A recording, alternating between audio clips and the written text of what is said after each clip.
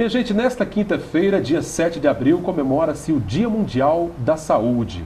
Neste ano, o tema escolhido é a prevenção à diabetes, uma doença terrível que tem feito mal a muita gente, a milhões de pessoas pelo mundo afora.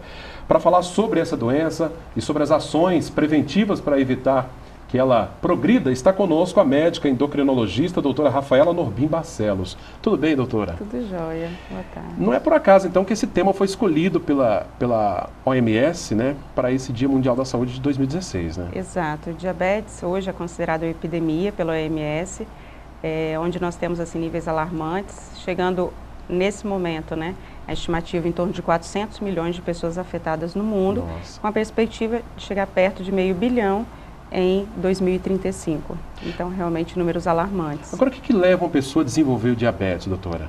Então, vamos então falar o que é o diabetes. Sim, vamos começar por aí. Exato.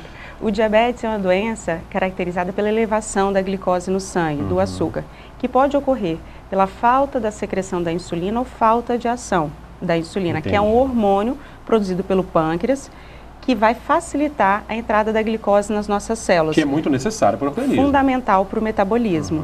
Então, uma vez que essa insulina não existe ou não funcione, essa glicose fica alta e a gente começa a ter as complicações. Entendi. Como evitar, né? Foi essa a Sim, pergunta. claro. Como evitar? O diabetes, ele está muito associado a outras doenças, como a obesidade, a hipertensão, o colesterol alto.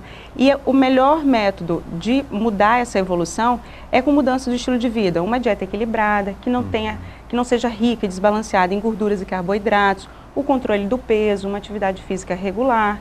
E o fator hereditário, esse a gente não consegue contornar, né? Esse para o diabetes tipo 2. Porque, assim, das pessoas que têm diabetes, 90% delas têm o diabetes tipo 2. Era isso que eu ia perguntar. Como é que a gente pode classificar o diabetes? Certo. Nós temos, basicamente, 4 grupos. Primeiro, o diabetes tipo 1, que é o diabetes comumente, né, falado como diabetes da criança e do adulto jovem, mas que pode aparecer em qualquer idade, cuja base, assim, né, é a falta da produção de insulina. O diabetes tipo 2, ele na fase inicial da doença, ele inclusive tem um excesso de insulina, mas essa insulina não é efetiva. Entendi. Exatamente porque tem a obesidade, o sedentarismo associados, ela não funciona de modo adequado. E, em geral, associada a outras doenças, como eu já citei.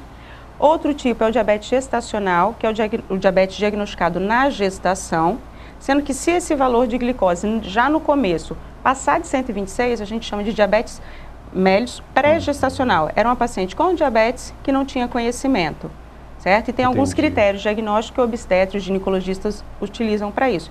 E os outros são diabetes mais raros. Diabetes com relação a defeitos genéticos para a produção de insulina, na ação de insulina, caráter genético, doenças do pâncreas, que é esse órgão que produz a insulina, doenças endocrinológicas que aumentam a glicose ou até medicamentos.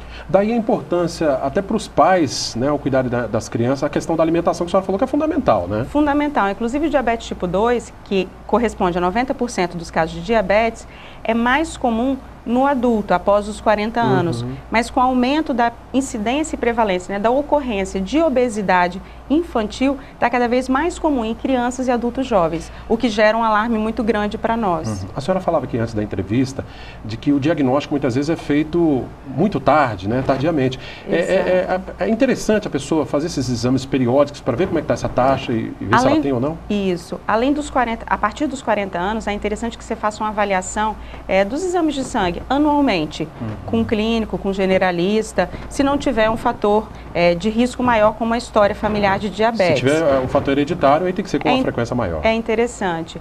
E claro, antes disso, se tiver os sintomas, porque quando ocorrem esses sintomas, você já está, na verdade, com as taxas mais elevadas, que são excesso de sede, excesso de fome. Claro que nesse calor que a gente vive, a sede e muito xixi é comum, mas assim, níveis distintos, assim, maiores do que o habitual. Então, deve-se procurar com mais rapidez o especialista. A senhora falou que ela muitas vezes está associada a outras doenças. No caso da hipertensão, por exemplo, a pessoa... o diabetes pode ser agravado em função disso, dessa combinação com outras doenças? Sim, na verdade, nem tanto o diabetes, mas as complicações associadas ao diabetes. Entendi. E assim, o que mais nos deixa assim amedrontados com relação ao diabetes são as complicações. Metade dos pacientes com diabetes morre por causas cardiovasculares, como infarto e derrame. Quando você tem isso associado à hipertensão, ao colesterol alto, esses índices eles se tornam mais alarmantes. Então, essas complicações são... de exatamente. Né? Então, aumenta o risco das complicações. Agora, a gente falou aqui do fator hereditário, mesmo a pessoa que tem um histórico familiar, né, o avô, os pais desenvolveram diabetes, ele ainda é jovem, é possível, então, ter essa prevenção?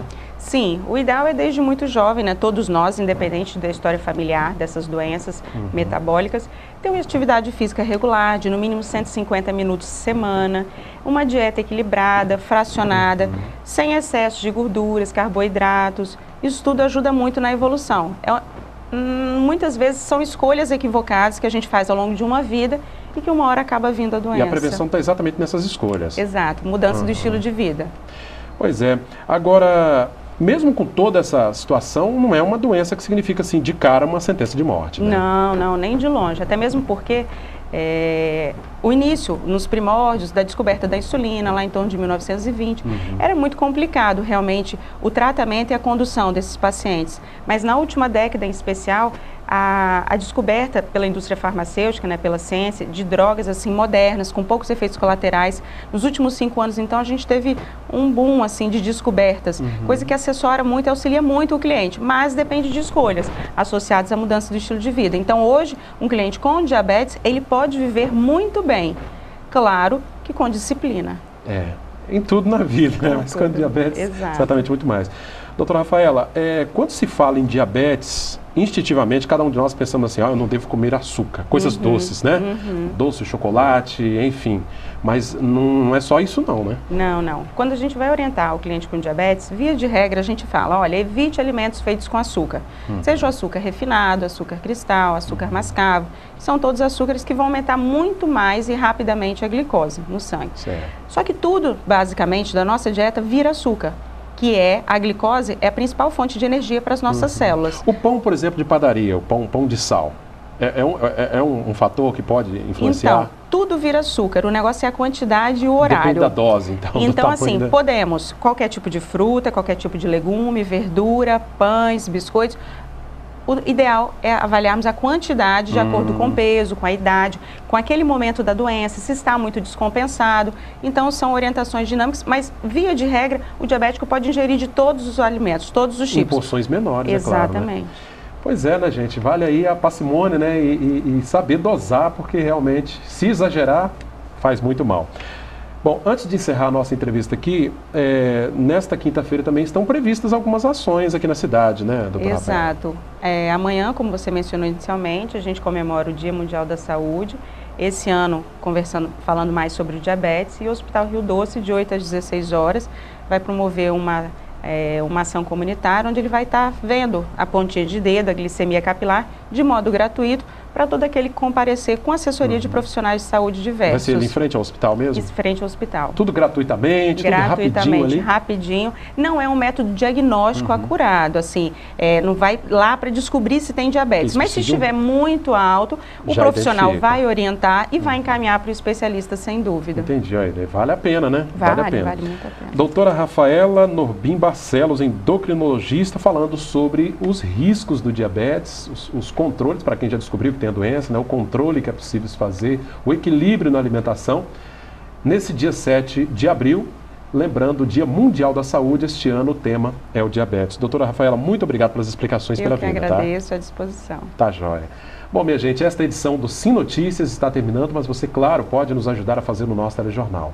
O número do WhatsApp está aí no seu televisor, 998506060. Você manda vídeos, fotos e sugestões aqui para o nosso telejornal. Mande também para o e-mail pautalinhares@redesim.com. Acesse a todo o nosso conteúdo nas redes sociais, inclusive a entrevista aqui com a doutora Rafaela, facebook.com/tvsimlinhares ou diretamente no nosso canal no YouTube. O telefone da redação é este aí, 3373-2000. Obrigado pela audiência, até a próxima edição. Sim Notícias, Linhares se vê aqui.